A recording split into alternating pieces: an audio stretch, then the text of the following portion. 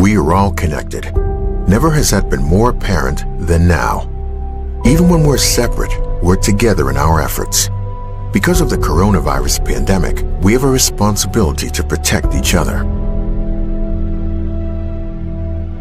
Coronavirus is the most challenging crisis the world has faced since the last World War. It is one of the biggest challenges of the century. Over 3 million people are infected all around the world. Coronavirus is the biggest threat to the global economy, a real risk for older adults and vulnerable populations across the globe. And yet, with no treatment available, in a time of complexity and confusion, sanitation should be simple. Sanitation 101 involves clean hands. The best defense against COVID-19 at the present moment is prevention.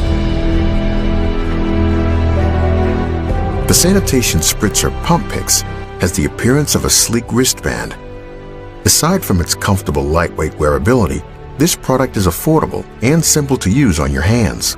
Pump Picks is your companion in the battle with coronavirus in an easy two-step process. Push the sliding button to spray Pump Picks into your palm. Rub your hands together, spreading the sanitation spray front to back and between your fingers. Also, spray Pump Picks on commonly touched surfaces in public or at home before you touch them.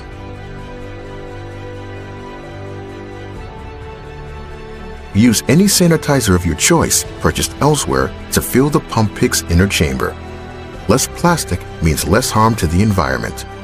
Pump Picks offers a straightforward design and peace of mind. You no longer need to buy small bottles of sanitizer. You can use Pump Picks as many times as you wish and refill it when you run out of sanitizing liquid. Pump Picks is good for more than 100 pumps. Pump Picks is with you everywhere, anytime you need, inside or outside. Kill all those nasty germs with Pump Picks. We have found manufacturers in the US that will produce Pump Picks so that we can deliver it to you fast. Pump Picks is unisex, suitable for both men and women of any age, and the design is breathable with sweat absorption capabilities. Remember, this won't end for anyone until it ends for everyone. Start working on not touching your face, because one main way viruses spread is when you touch your own mouth, nose, or eyes. This video, and others like it, went viral, for good reason. Touching the face is a habit we develop before we're born. That's why even health professionals have trouble resisting it. In fact, APIC estimates the average person touches their face 23 times per hour. This behavior is a serious problem right now because it increases your chance of getting infected. So how can you avoid touching your face?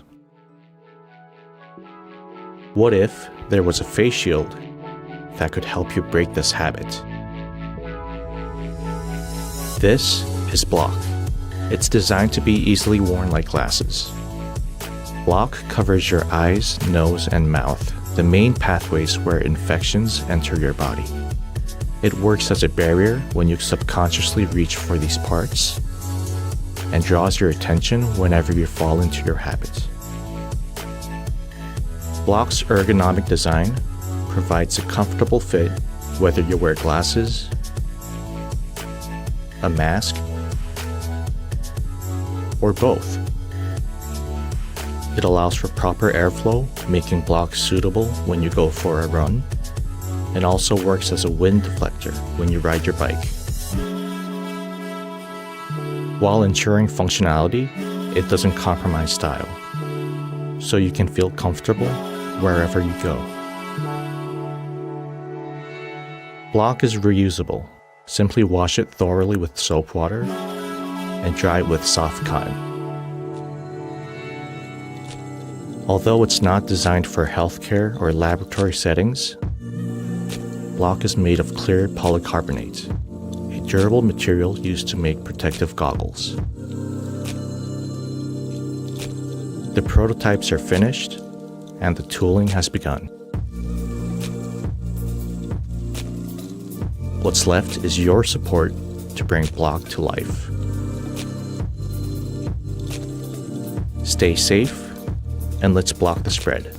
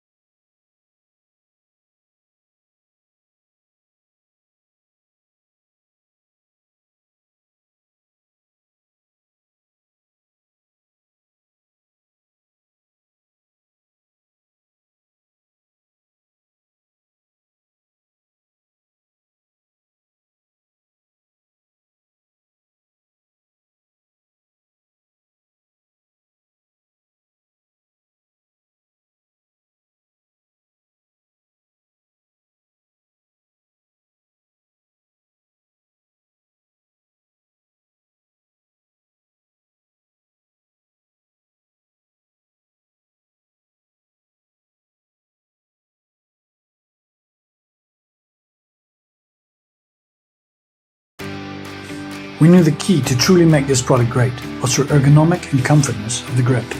Allowing you to capture free of worries and to stay in the moment also means providing you with the power needed.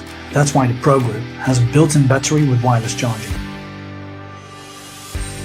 For the past 2 years, we have scrutinized over 50 prototypes with great attention to detail. From the touch point of each finger for security, to the pressure exerted on your palm for comfort and endurance, and identifying how your thumb and wrist are essential for balance. Purposefully designed to let you shoot with your index finger again.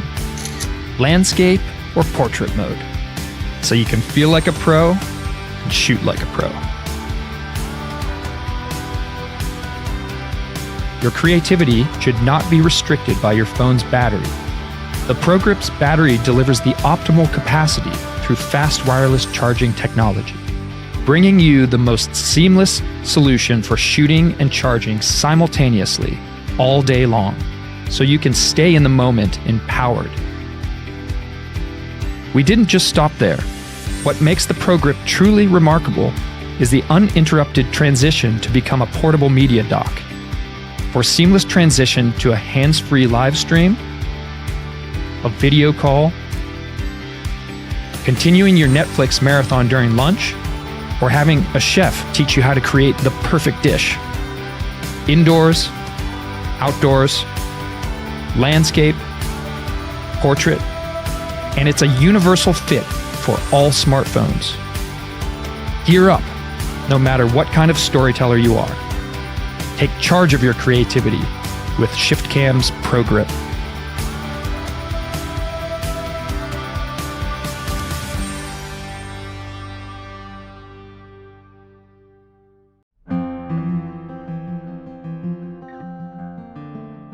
Hey everyone, we're in my backyard and today I'm going to show you just how easy it is to harvest honey using our flow hive.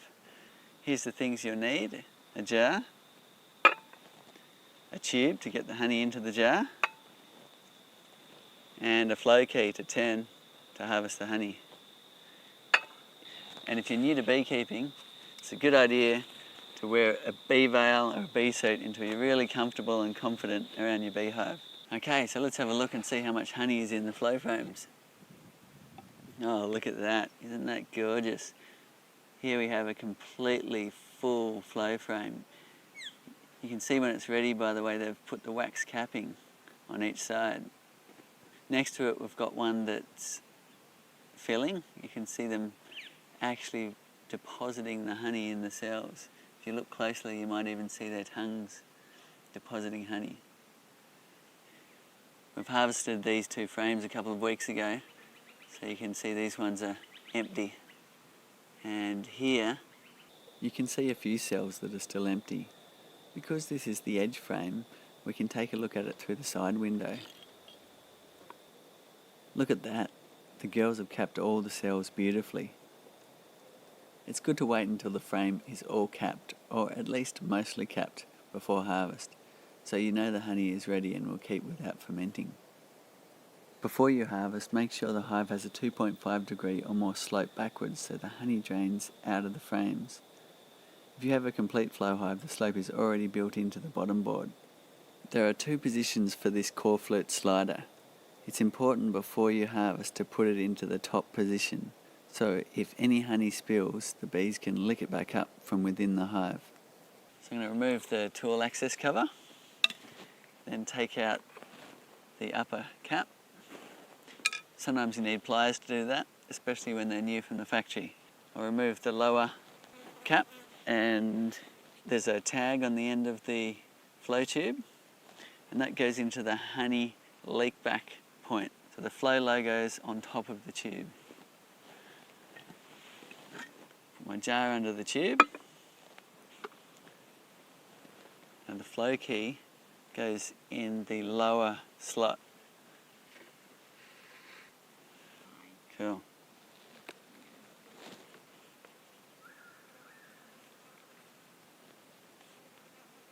Wow, you can see the honey pouring down. Get a look at that. Just absolutely pouring inside the tube here. Isn't that gorgeous? Beautiful, fresh honey straight from the hive. The left-hand side is draining away, the right-hand side's hot on its tail. Just remember, this is just the honey harvesting process. You still need to look after your bees just as you would with any beehive.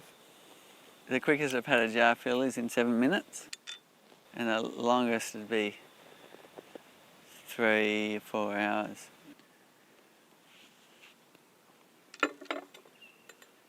It can be quite hard to turn the handle and open the whole frame at once. So to make it easier, you can simply open part of the frame at a time.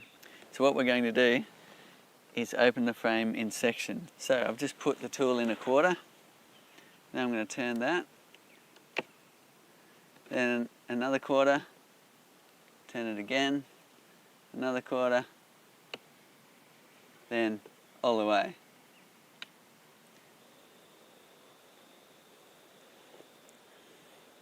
So you notice this honey's flowing quite quickly. The bees keep the hive at about 35 degrees, which means the honey comes out quite warm. You can feel the jar and feel that the honey actually is a little bit warm. So you can see the bees are hardly disturbed on the comb surface. The wax capping that they're standing on hasn't changed, except for the honey's drained out from beneath their feet, out the tube and into the jar. And the bees are coming and going at the front of the hive, just as they normally would. Sometimes the honey can take 15 minutes to come out like this jar, or sometimes it can take 3 hours, and it just depends on how thick the honey actually is. So it's springtime here and there's plenty of nectar coming in, so as you can see, the bees haven't come around to rob the honey. But if it was a time where the bees were a bit hungry and you were harvesting, you would need to cover your jar.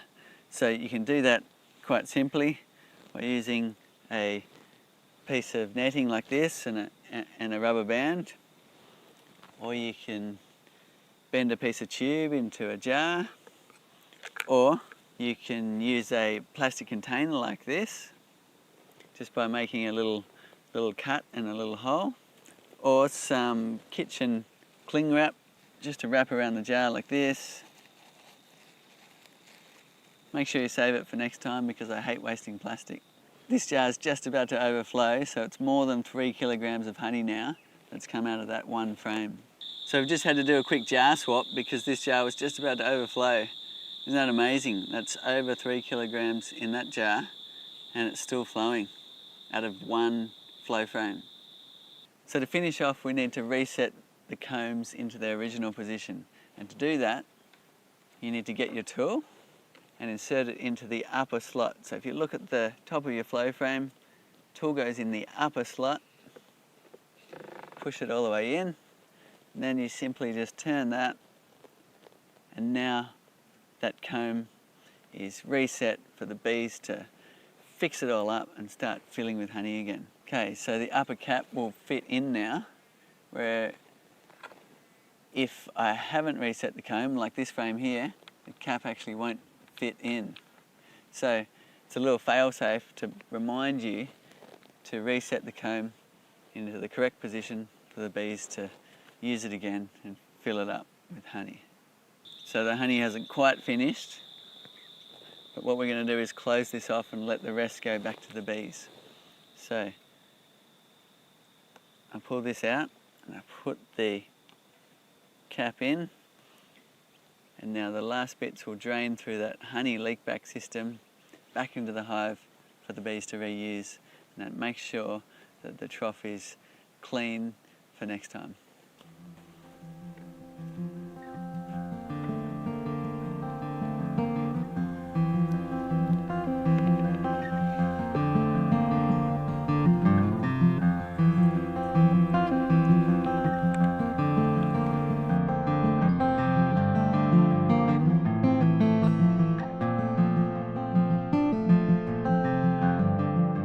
If you want to keep up with all the latest from Flowhive, make sure you subscribe to the YouTube channel.